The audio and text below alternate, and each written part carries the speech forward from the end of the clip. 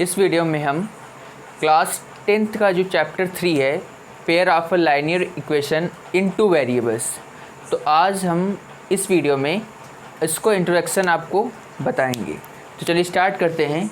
सबसे पहले समझ लेते हैं कि अलजेब्रिक एक्सप्रेशन क्या होते हैं। अलजेब्रिक एक्सप्रेशन मतलब होता है, हिंदी में कहें तो बीजीय व्यंजक, a combination of a constant and variables connected by plus minus multiply and divide.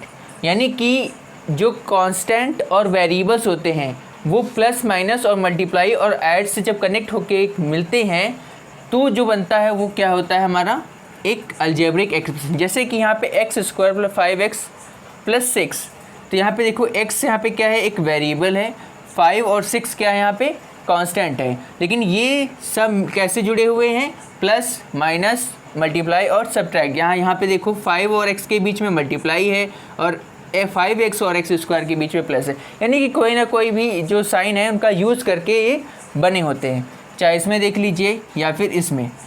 ठीक है, तो ये सब हो गए हमारे अलजेब्रिक एक्सप्रेशन। बात करते हैं इक्वेशन क्या होता है। What is difference between algebraic expression and equation. And algebraic expression with equal to sign. Equation वो होगी जिसमें इक्वल का साइन आपको दिखे। देखो यहाँ पे वही सेम लिखा हुआ है x square plus 5x plus 6 और यहाँ पे वही लिखा हुआ है x square plus 5x plus 6, but difference इतना है कि यहाँ पे इक्वल का साइन है और यहाँ पे इक्वल का साइन नहीं है। तो इसलिए इसे कहेंगे हम इक्वेशन और इसे क्या कहेंगे हम, एक्सप्रेशन, क्योंकि इसमें इक्वल का साइन नहीं है। यहाँ पे भी देख लीजिए, यहाँ पे इसे कहेंगे इक्वेशन, लेकिन ये क्या है हमारा अलजेब्रिक एक्सप्रेशन, और ये भी हमारी क्या है, इक्वेशन। तो इक्वेशन के लिए ज़रूरी क्या होता है, इक्वल का साइन बहुत ज़रूरी होता है कि इक्वल का साइन ज़रूर होना चाहिए। अब बात करते हैं, क्योंकि जो चैप्टर में आया है लाइनियर इक्वेशन तो उसको समझना ज़रूरी होगा।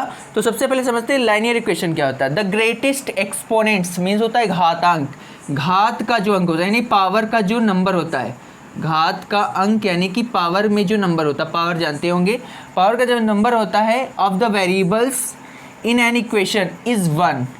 यानी कि जो किसी भी इक्वेशन का जो वेरिएबल होता है उसकी पावर क्या होनी चाहिए, 1 होनी चाहिए। जैसे कि यहाँ पे देखिए 4x plus 5 is equal to 0। अगर यहाँ से मान लीजिए इक्वल टू 0 नहीं होता तो ये होता हमारा अलजेब्रिक एक्सप्रेशन, लेकिन इक्वल टू लिखा है तो इसका मतलब क्या है, हमारा ये इक्वेशन है।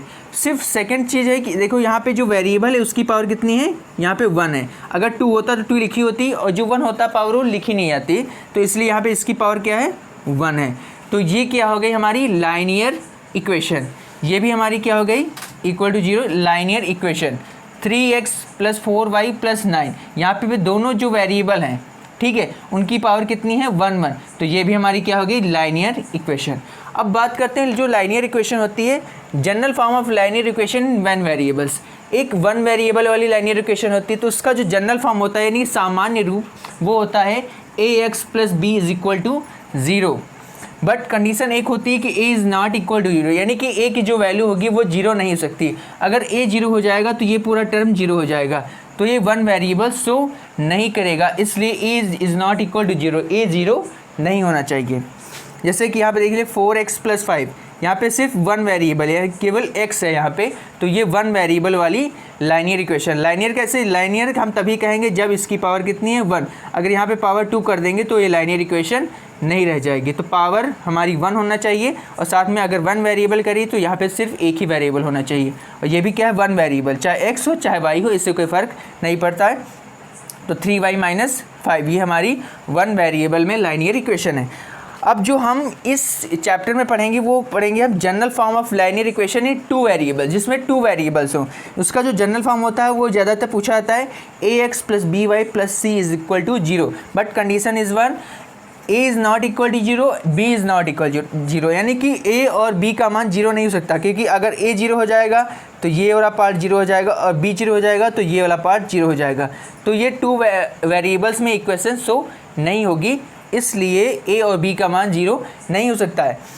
अब समझ लीजिए a b c क्या होते हैं, a b c जो क्या होते हैं, हमारे रियल नंबर्स होते हैं। रियल नंबर्स आपको पता होता है रेशनल नंबर और इरेशनल नंबर से मिलके बने होते हैं। जैसे 2/3 भी लिख सकते हैं a b c की जगह पे, √3 लिख सकते हैं, √5 लिख सकते हैं, -3 लिख सकते हैं, √7 लिख सकते हैं, कोई भी नंबर्स लिख सकते हैं, चाहे अपॉन वाले, रूट वाले और नॉर्मल नंबर।